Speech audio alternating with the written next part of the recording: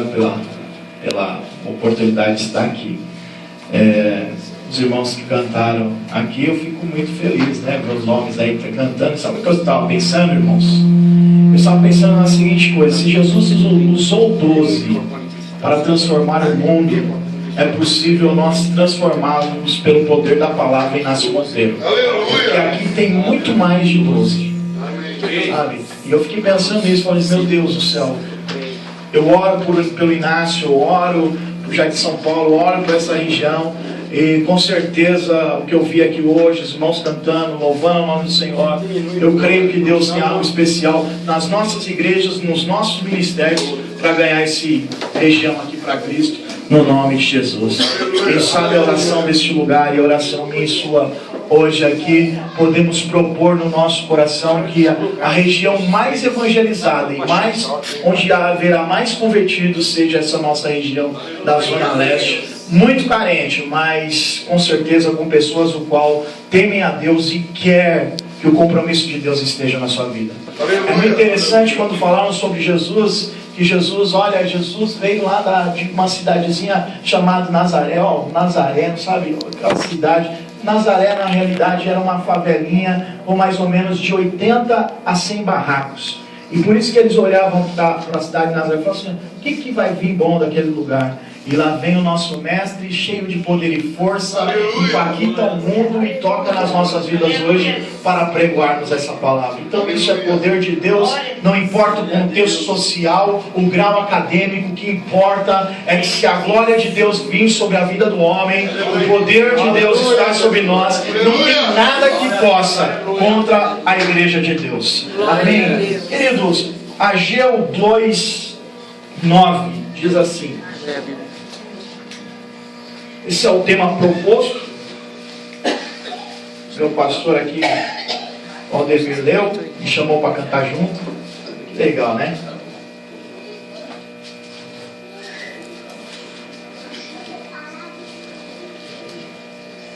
Ageu 2:9. Você veio buscar uma bênção. Jesus tem bênção para dar. Você veio buscar uma bênção. Espera, Jesus vai te dar. Levante as mãos. Levante as mãos para o céu. Receba um raio de luz e cante comigo, aleluia. O dono da bênção é Jesus.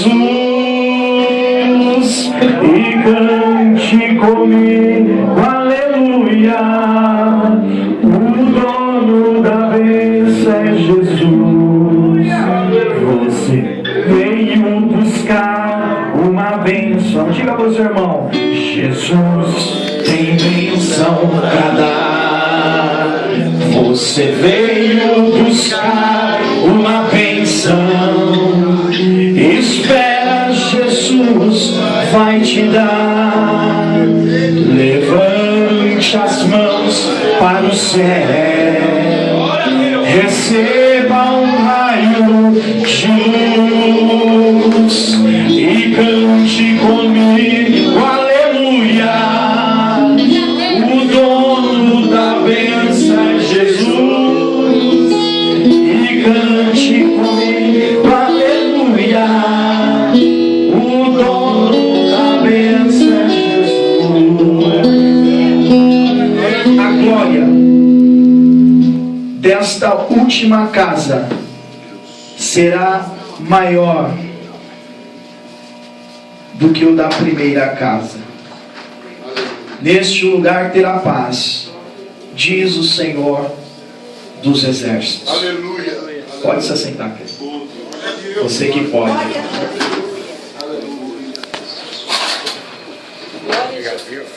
Vou ser breve, querido.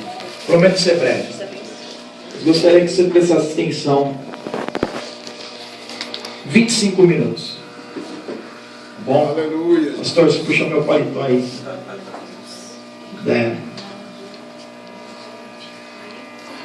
O contexto desse texto diz o seguinte: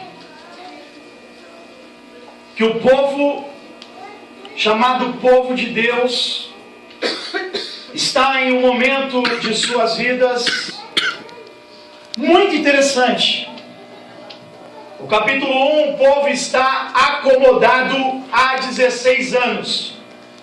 16 anos acomodados, tranquilamente, sem entregar o seu coração à reconstrução daquilo que é de mais importante na vida do homem, que é o quê? Cultuar. Verdade. Eu dirijo uma igreja e eu vejo que as pessoas que não cultuam sofrem mais. As pessoas que não cultuam, elas passam por dificuldades que pessoas que cultuam, muitas vezes muito pequenas, e quando elas passam essa dificuldade pequena, elas muitas das vezes caem. Por quê? Estar fora de um culto, o qual o escritor de Hebreus deixa uma chamada à igreja para que nós congreguemos, para que nós estejamos juntos. Imagina esse povo no seu contexto há 16 anos, sem ter um lugar específico de adorar a Deus, congregando todos os juntos. E esse é o contexto dessa história. E Deus diz no versículo 2, olha, esse povo diz que não é o tempo da reconstrução, não é o tempo de edificar. Queridos, 16 anos não era tempo suficiente no coração daquele povo. Por quê? Porque o povo, no versículo 5 em diante, Deus começa a falar assim, que a casa do povo, que a casa das pessoas que estão ali, elas estão construídas, elas estão edificadas, os muros estão edificados, a porta está edificada, as casas estão edificadas, e nessa casa tem até madeira. E na época, a pessoa que tinha a sua casa enmadeirada era uma pessoa o qual estava em condições boas. O contexto que Deus chama o povo a reconstruir o templo é esse. O povo está acostumado a ter coisas boas para si, mas não acostumado a entregar coisas boas para Deus. E aí, por um intermédio de mais ou menos 20 dias, Deus usa Ageu para que venha se levantar no meio do povo como uma voz o qual fala a respeito de uma reconstrução de um templo. E o povo naquele intermédio de dias cria no coração a edificar o templo, e eles começam a edificar esse templo. Mas depois de edificado o templo, há a comparação com o templo de Salomão. Eles começam a olhar e pensar os mais antigos, como foi o templo de Salomão, que era maior, que era melhor, que tinha mais coisas. O templo de Salomão, se fossem nos dias atuais, teriam as suas cadeiras todas almofadadas. O templo de Salomão, certo dia eu fui numa igreja pregar, e lá eu conversava com um baterista. Eu creio, se tivesse uma bateria no templo de Salomão, seria como aquela bateria. O irmão começou a falar, olha, os pratos dessa bateria chega a custar 25 mil reais, pastor. Eu fiquei olhando assim, meu Deus, que lindo, que bonito.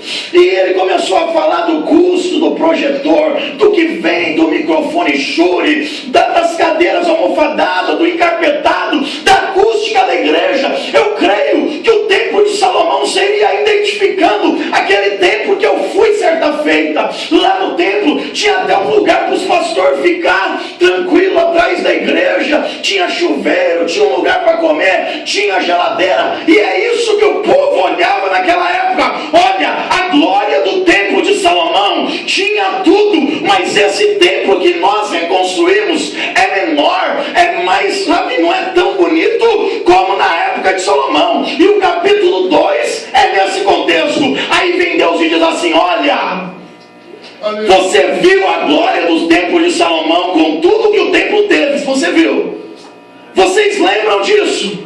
Só que existe uma coisa que vai ser bem melhor nesse tempo, o qual as cadeiras não são tão assim, o qual os levitas não tocam com seus instrumentos todos perfeitos, o qual a microfonia e muitas vezes o DVD não pega. Olha, sobre esse templo vai haver a minha glória mais do que no primeiro templo. O que eu aprendo com essa palavra? Não adianta cadeira, não adianta acústica, não adianta instrumental. O que adianta sobre a minha vida e sobre a sua é a glória de Deus. Sem a glória não existe templo, sem a glória não existe vida. Sem a glória de Deus sobre a sua vida e sobre a minha vida, apenas somos um templo belo. É verdade. Oh Deus, aleluia. Gostaria de dizer para você nessa noite que você tem duas opções na vida ministerial: edificar ou desistir. Tema na mensagem de hoje: ou eu edifico ou eu desisto. Olhe para a pessoa que está ao seu lado, dê um abraço nela aí, fica carinho.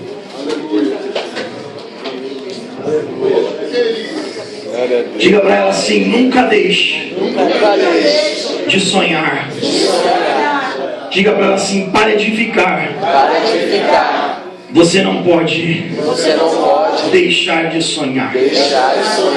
Glória a Deus. O povo no capítulo 1 tinha deixado de sonhar.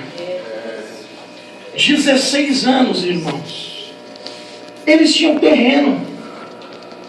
Eles tinham terreno para construir.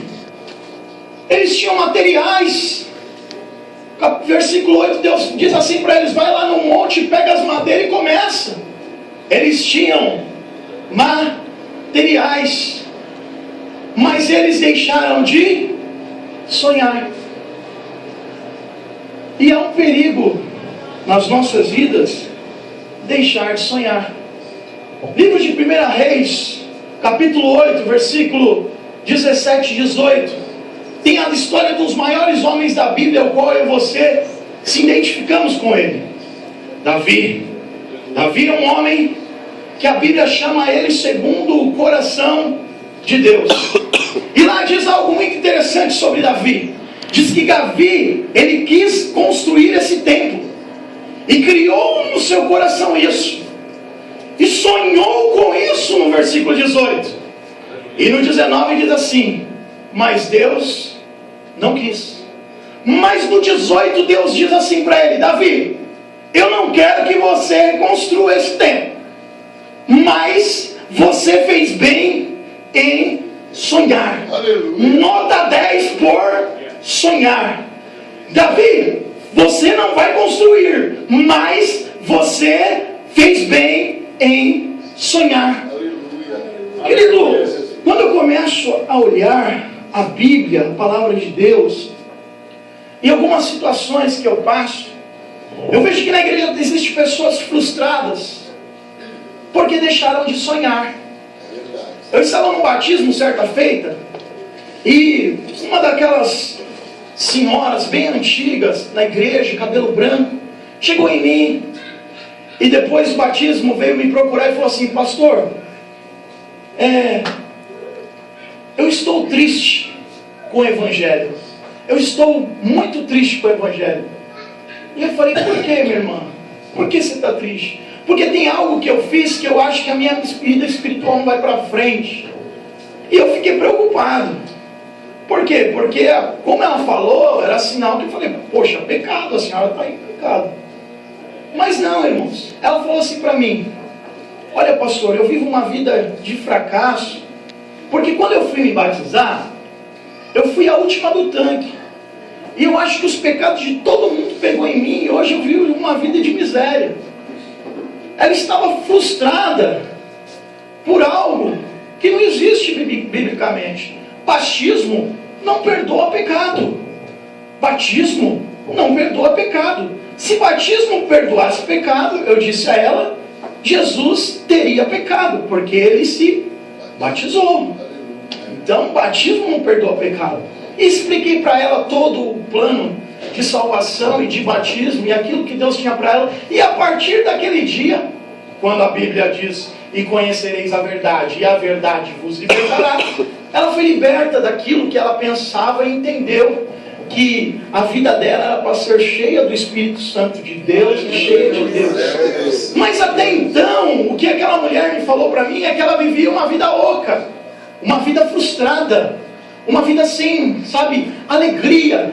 E quantos dos nossos irmãos aqui hoje, e quantas vezes, muitas vezes no nosso ministério, nós estamos frustrados por algumas coisas, frustrados pelo casamento que queremos ideal, e esse casamento não dá certo, frustrados talvez pelo emprego que projetamos desde a meninice. Olha, eu queria ser um policial, olha, eu queria ser um advogado, olha, eu queria ser um professor, olha, eu queria ser um gerente, olha, eu queria ter um negócio. E muitas vezes essas coisas nos frustram de tal forma, o qual vivemos uma vida oca. Talvez você esteja aqui pensando sobre aquilo que você vai fazer concernente à sua vida no dia de amanhã.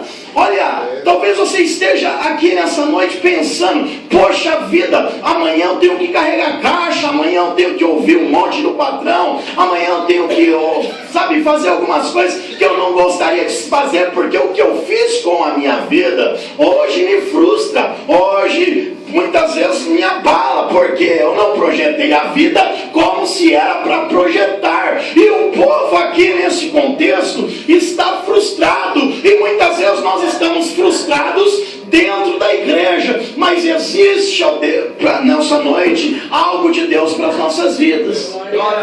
Sabe por quê? Porque se há uma palavra profética sobre a vida da igreja, como houve para aquele povo frustrado, há uma palavra profética que o grupo dos irmãos oraram e deram um tema aqui. E a palavra profética é que a glória de Deus vai vir sobre a minha vida e sobre a sua. E aquilo que um dia pregamos, e aquilo que um dia falamos, e aquilo que um dia cantamos, almejamos, estudamos, tem todo o poder de Deus estar mais intenso, com mais crescimento, com mais força, com mais a chamação de Deus, porque a glória de uma segunda casa será maior daquilo que a gente vimos um dia. E nisso, quando há esse contato do homem com Deus, a nossa frustração sai. Quando há esse contato de Deus com o homem, essa frustração vai embora. Aquele povo estava frustrado porque olhava o templo e olhava o templo de Salomão e falava assim: ah, meu Deus, o templo de Salomão era mais bonito. E talvez algumas pessoas, irmãos, aqui um dia almejaram e almejam até: poxa vida, eu poderia ser o pastor Caio pregando hoje. Mas talvez você tenha sonhado mais alto ainda: poxa vida, eu olho os gideões missionários, aqueles irmãos cheios do poder, cheios da unção, dando vontade de pular quando a gente estava assistindo DVD, né? As vontade de sair na sala pulando também. E você talvez tenha sonhado: poxa vida, Deus, um dia você poderia me levar lá. E talvez você tenha sonhado com isso: poxa Deus, um dia eu poderia cantar como aquele, um dia eu poderia pregar como aquele, um dia eu poderia ser que nem o pastor, presidente de região. Talvez você pense isso no seu coração, querido, mas eu te digo nessa noite que, segundo o texto de Davi, lá do 1 Reis 8, Deus olha para a nossa vida diante dessas situações e diz assim para nós: fizeste bem em sonhar.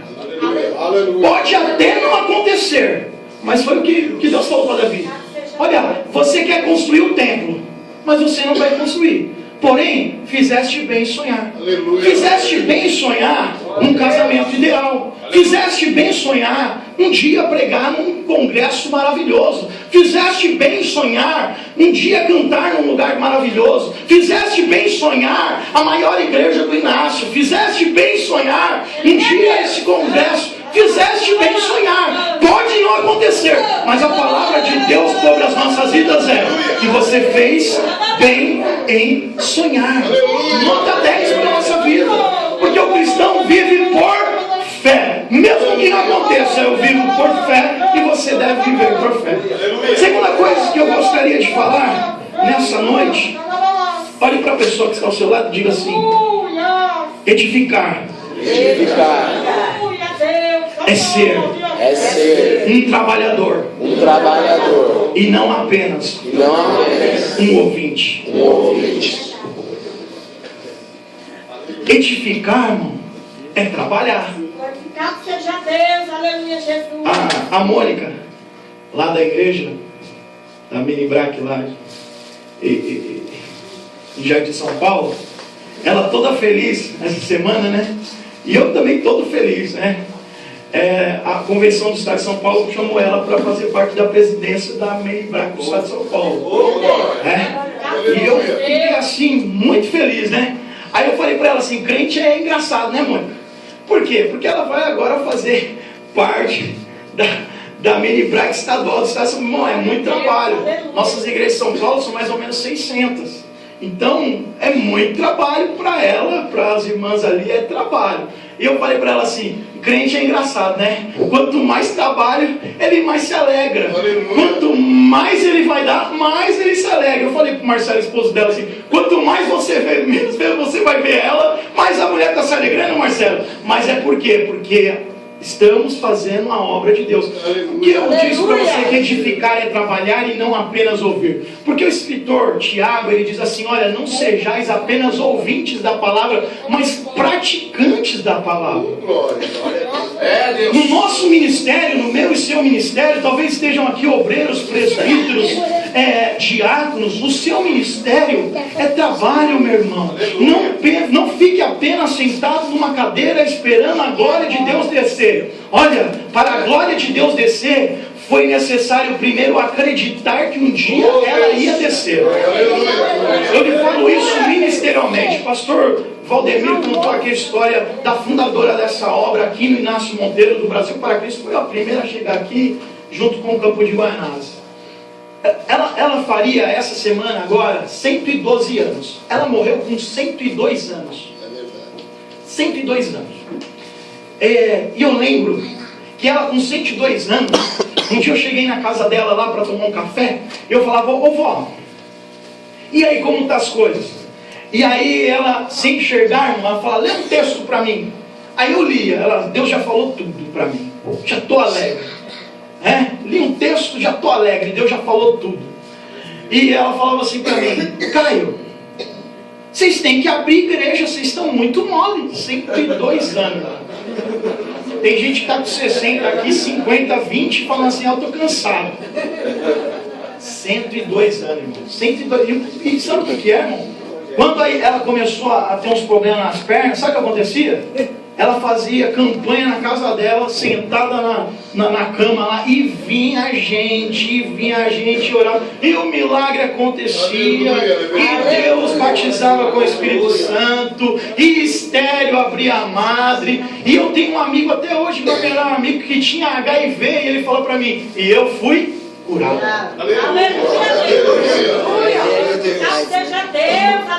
E detalhe, não foi a fé dele, porque até hoje ele não é cristão. Foi a fé dela que curou ele. Aleluia, Deus. Então, irmãos, muitas vezes para ir para o ministério, eu vou contar a história. Nós temos primeiro acreditar, para depois acontecer. Duas coisas que ela falou para mim. Uma foi o primeiro milagre que eu contei aqui na igreja a outra vez que eu vim aqui. Primeiro milagre que aconteceu na minha vida, nesse ministério. E quando eu fui chamado, eu lembro que quando eu fui chamado para a igreja, para Jesus, quando você é chamado para Jesus, acontece tudo, né?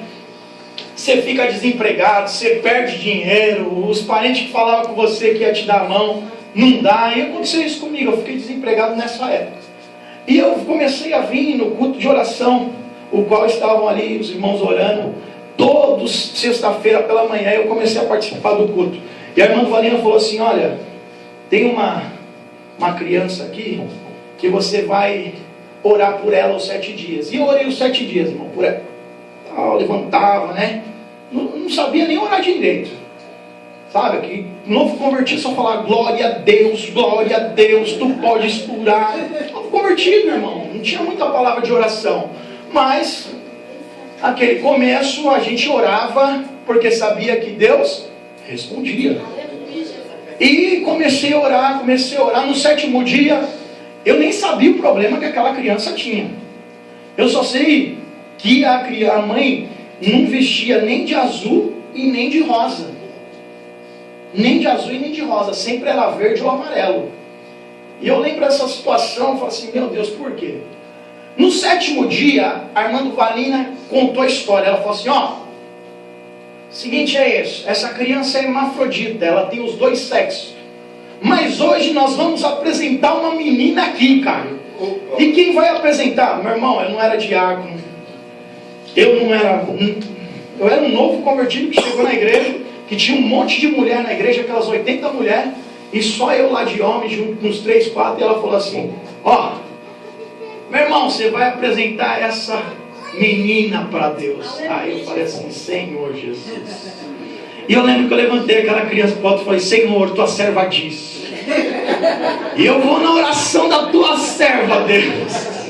Menina, e eu apresento, irmão, completamente contra padrões dos nossos dogmas, doutrinas e outras coisas mais. Completamente diferente. Só que tem uma coisa. Se há uma voz profética, o milagre acontece. Porque a Bíblia, ela é maior que um dogma, maior que uma doutrina ou uma regra de fé da nossa igreja. A Bíblia tem mais poder. E foi diante da palavra de Deus que ela falou, olha, Caio, eu levantei.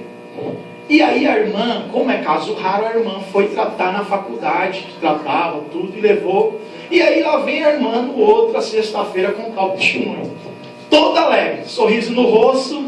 E a menina ali já estava de rosa, né? E já veio de rosa e tal. Eu fiquei olhando e falei, meu Deus do céu, o que aconteceu? Eu sei que ela chegou lá, ela disse que chegou lá naquela faculdade que estava tratando como é caso raro. Ela falou assim que o doutor falou assim, o que você está fazendo aqui? Não, eu saí do culto, vim para cá, que é dia de vir aqui. Não precisa vir não. A criança não tem nada, o pênis sumiu, irmão. Glória a Deus. Aleluia, Deus. Glória a Deus. Só que primeiro eu tive que acreditar, para depois ver. Os judeus no Mateus 12, eles falam assim, Jesus, faz um milagrinho, porque eu acredito. Muitas vezes nós vamos para a igreja, queremos a casa, o carro, a namorado, outras coisas mais, o emprego. E nós vivemos pela fé. Sempre foi pregado um evangelho de fé. Então, querido, para ver a glória de Deus, muitas vezes nós vamos ter que edificar primeiro, para depois Deus encher as nossas vidas. Aleluia. Pela fé, eu creio nessa noite que Deus vai fazer que nós edifiquemos uma casa, mas que a glória dele esteja dentro de nós. Terceira e última coisa, não seja ouvinte apenas, mas seja um praticante da palavra. Tá bom? Edificar não é apenas ouvir. Eu poderia estar ouvindo, mas um dia eu abracei o ministério e falei assim, olha, o que essa mulher prega aí, eu vou nesse ministério mesmo. Vou, e eu falo para minha esposa assim, filha, muitas vezes as pessoas dizem assim, o pastor Caio, ele é, sabe, meio assim, que eu acho que o ministério dele, ele não merece estar, ou coisa assim. Outro dia eu ouvi de alguém assim, não, mas seu sogro é pastor, né? Por isso que você é pastor. Eu falei, irmão, meu sogro, não foi ele que me ordenou ao ministério. Veja que interessante, não foi o meu sogro que ordenou ao ministério. Eu sempre estive ali na aba do meu sogro. Sempre se converti na igreja dele, sempre estive ali do lado dele, segurando a bolsa, sabe segurar a bolsa? Nunca preguei no domingo da igreja, mas estava ali segurando a bolsa, sendo fiel ao meu pastor. No dia que o presidente da Jubrac, que é os jovens do estado de São Paulo, veio na igreja e viu o ministério que nós tínhamos com o Jubrac, ele falou assim, rapaz, você quer dirigir uma igreja? Eu falei assim, olha, eu quero. E teve a oportunidade de vir aqui para o Jardim São Paulo. E ele diz assim, então você vai. Eu vim para cá, irmão, diácono. E comecei aqui diácono a conduzir, tinha pastor na igreja, tinha presbítero, e eu comecei como diácono. Quando eu comecei como diácono, foi algo muito interessante, porque o meu sogro falou assim, olha, eu não vou poder te separar o ministério, porque agora você faz parte. E eu falei, pastor, fica tranquilo. Eu estou numa ceia regional, o pastor Valdemir estava lá, nessa ceia regional. Está os 18 pastores lá na frente da região, e o nosso presidente da convenção do estado de São Paulo, e o pastor Marcos Bastos está lá presidindo a região, e ele fala assim, eu vou dar para um pastor pregar, falar aqui 5 minutos em nome de todos os pastores.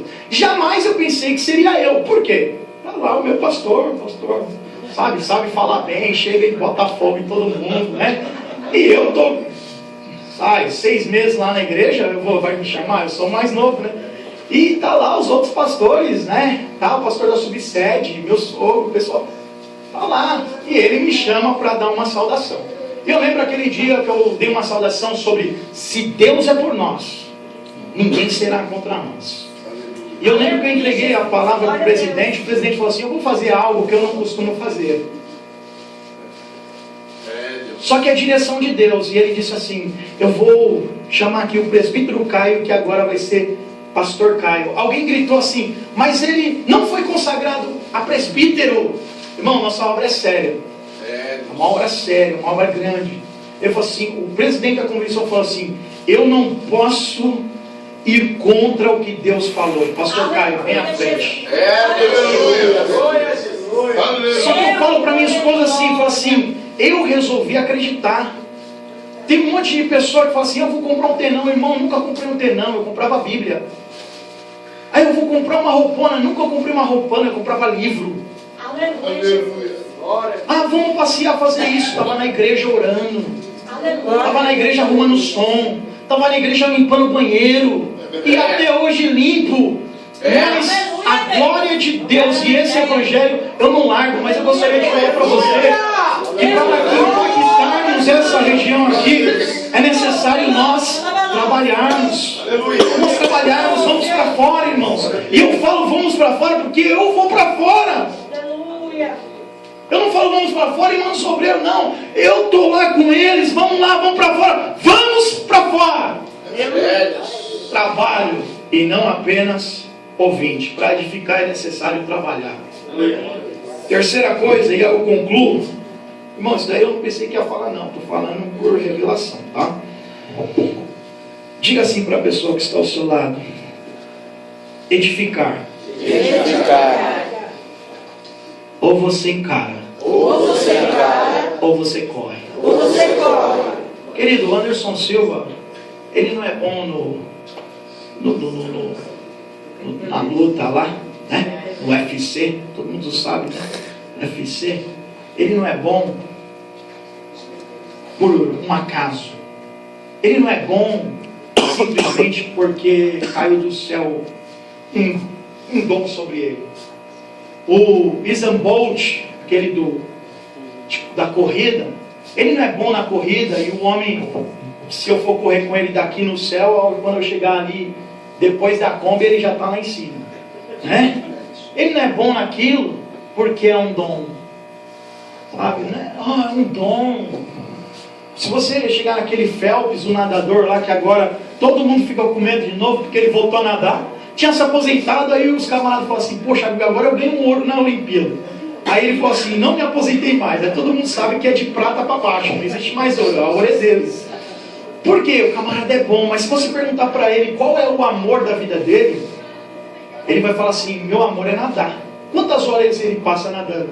Meu irmão, ele vai falar assim, eu passo mais de 8 horas treinando sobre aquilo que eu sou bom. O Usain Bolt é a mesma coisa. E o Anderson Silva, a mesma coisa. A contusão que ele teve, daqui a pouco ele já está bom, está lutando. Por quê? Porque aquilo que nós queremos como padrão para a nossa vida, nós temos que lutar. O que eu aprendo com isso? Querido, para impactar essa região, para a glória de Deus vir sobre a nossa vida, para edificarmos esse lugar, nós temos que pensar mais em Deus e mais nas coisas de Deus do que qualquer outra coisa. Olha, é possível ser cheio do Espírito Santo no trabalho. É possível ser cheio do Espírito Santo na escola. E é possível extravasar cheio do Espírito Santo dentro da igreja. Porque aqui é um lugar que, sabe, Deus exala sobre a nossa vida e nós exalamos diante de Deus. Então eu gostaria de falar para você, olha, edifique. Ou você encara esse ministério, ou você corre. Ou você edifica, ou você desiste.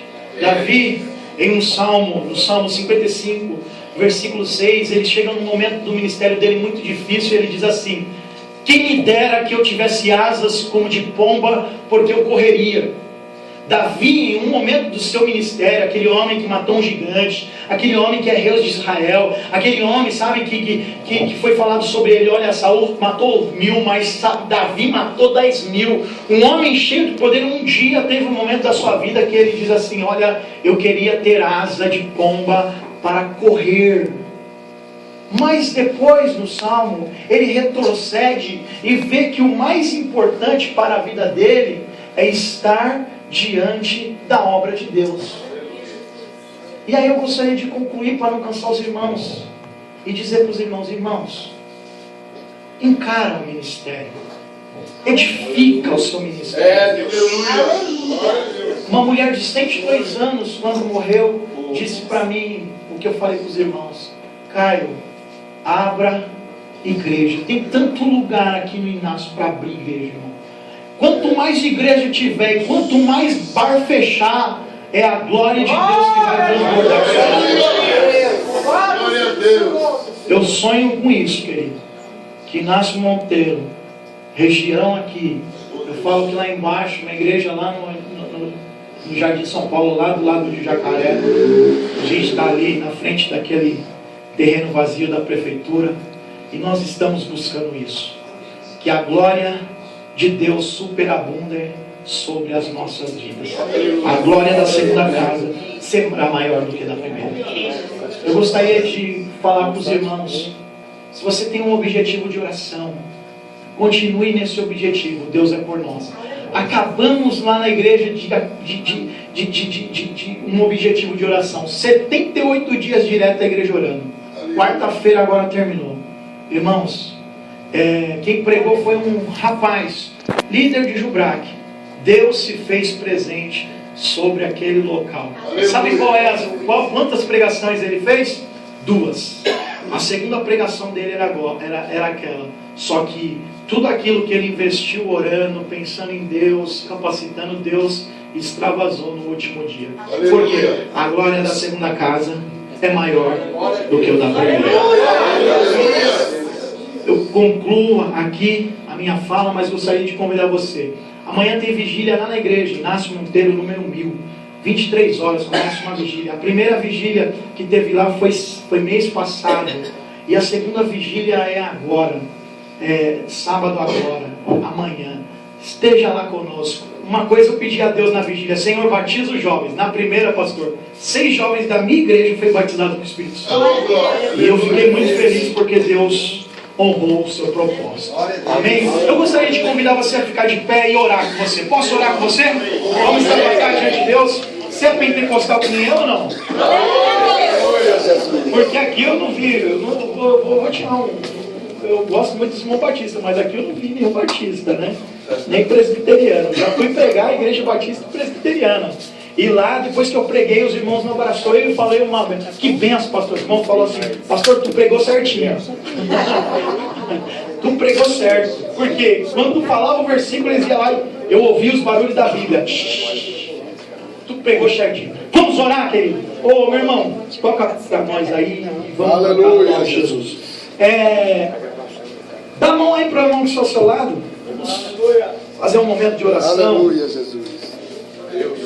Ô pastor, você consegue orar comigo? A gente vai tocar aqui, ó.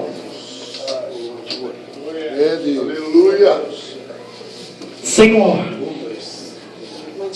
aqui é a tua casa. Aleluia. E no contexto dessa palavra que foi empregada aqui, para alguns de nós, o mundo, a sociedade, a igreja, amigos, olham para nós como olharam para Jesus e diziam que não tinha nele aparência nem formosura, não tinha nada que alegrasse os homens, mas houve algo sobrenatural, o qual andando